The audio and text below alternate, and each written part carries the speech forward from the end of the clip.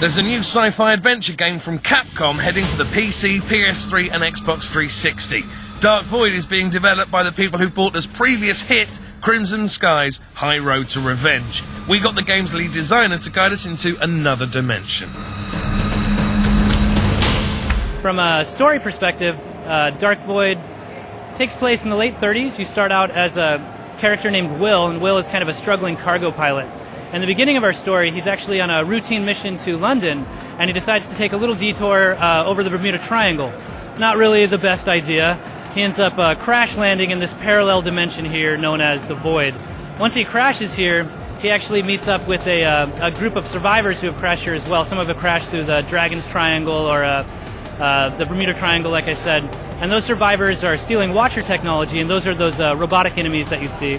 So they're stealing those Watcher technology with the help of Nikola Tesla, and they're creating their own equipment to fight and build a giant airship and try to get back to Earth.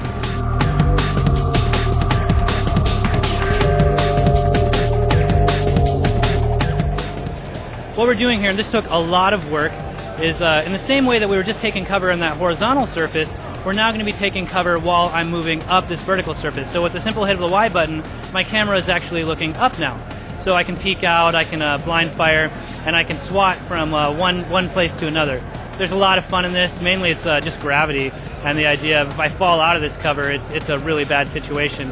And in addition to that, you know, shooting these evil robots in the face and watching them fall to their doom is always a fun thing to do.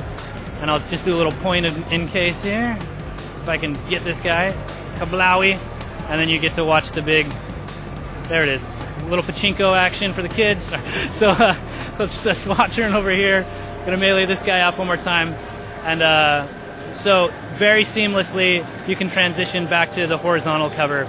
And we've got a lot of different weapons that you'll be able to use over the course of the game. This is a disintegration gun, so really nice hit, and they'll just kind of crumble to pieces.